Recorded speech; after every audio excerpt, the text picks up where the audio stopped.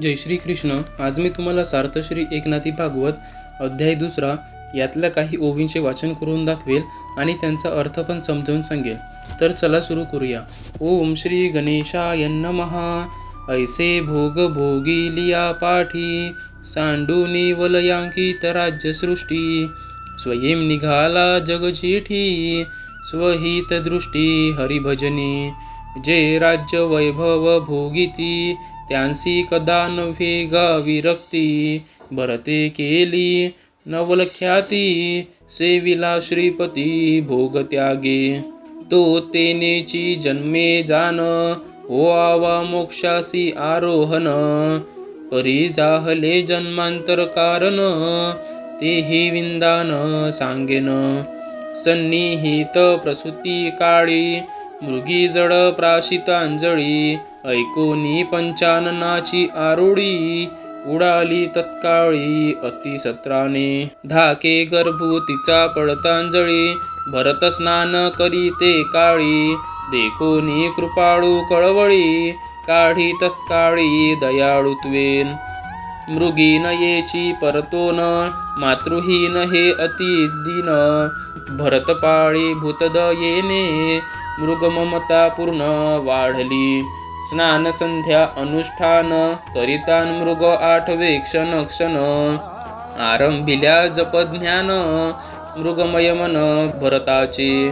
आसनी भोजनी शयनी, मृग आठवे क्षण क्षणी. मृग न देखता नयनी, उठे गजबजोनी ध्यान त्यागे. ममता बैसली मृगापाशी, मृगवना गेला स्वइच्छेसी. त्याचा खेदू करितान भरतासी, काळ आकर्षी देहांते. या लागी साचची जाण, ममते पाशी असे मरण. जो निर्मम संपूर्ण, त्यासी जन्म मरण स्पर्शेना.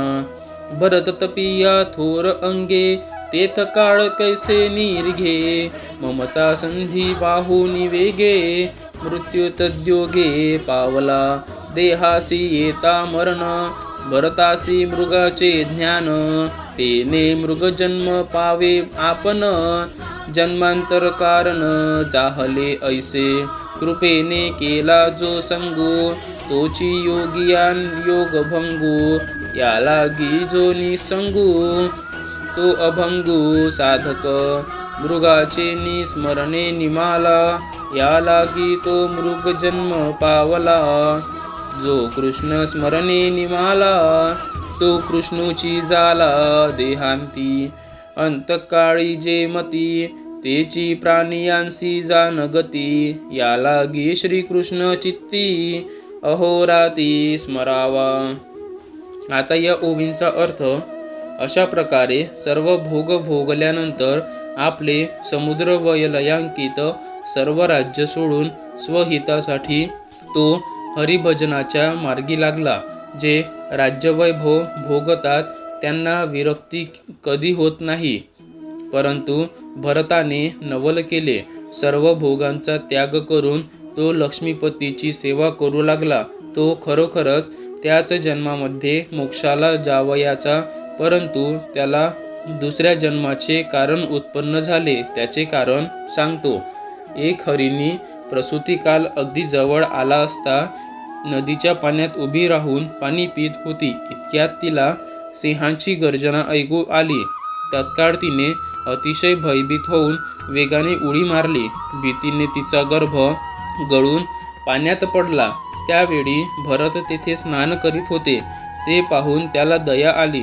त्याने त्या पाडसाला लगेच पाण्यातून बाहेर काढले. ती हरिणी काही मागे परत आली नाही. त्यामुळे ते पाडस अतिदीन दिसू लागले. भूतदयेने प्रेरित होऊन भरताने त्या हरिण बाळाचा सांभाळ केला. अशा तऱ्हेने त्या मृगाची ममता फार वाढू लागली. स्नान संध्या अनुष्ठान करताना क्षणाक्षणाला हरिणीचे पाडस आठवू लागले. जप ध्यान सुरू केले की भरताच्या डोळ्यासमोर त्या हरिण पाडसाशिवाय काही दिसत नव्हते. बसताना, जेवताना, निसताना प्रत्येक क्षणोक्षणी त्या मृगाचीच त्याला आठवण होत असे. हरिण जरा डोळ्याआड गेले की तो खळबळून उठत असे. अशा रीतीने त्या मृगावर त्याची खूप ममता जळली. एके दिवशी ते मृग स्वतःच्या इच्छेने अरण्यात निघून गेले. त्यामुळे भरताला अतिशय दुःख झाले व त्या दुःखातच त्याचा अंत झाला. ममतेजवळ मृत्यू हा ठेवलेलाच असतो. जो निर्लस ममताशून्य असतो त्याला जन्म व मरण स्पर्शसुद्धा करत नाही. भरत मोठा तपस्वी होता, तेव्हा तेथे काळ कसा शिरला. ममतेने संधी साधून मृत्यूने त्याच्यावर एकदम घाला घातला. देहाला ज्यावेळी मरण आले त्यावेळी भरताला त्या मृगाचा ध्यास लागलेला होता. त्यामुळे त्याला पुढचा जन्म मृगाचा प्राप्त झाला. त्याप्रमाणे त्याला पुनर्जन्माचे कारण घडले. कृपायुक्त अंतःकरणाने जरी संग केला तरी तो योग्याच्या योगमंत्रास कारण होतो. याकरिता जो निसंग तोच अभंग साधक होय. मृगाचे स्मरण करीत असतानाच त्याला मरण आले, म्हणून तो मृगाच्या जन्माला गेला. कृष्णाचे स्मरण करीत जो देह ठेवतो तो मृत्यूनंतर कृष्णरूप होतो. अंतकाळी प्राणीमात्रांची जशी मती असते तशीच त्याला गती प्राप्त होते. यासाठी मनोमंदिरात श्रीकृष्णाचा सदैव रास चाललेला असावा. धन्यवाद. माझ्या चॅनलला लाईक करा, सबस्क्राईब करा, शेअर करा आणि कमेंट करायला विसरू नका. जय श्रीकृष्ण.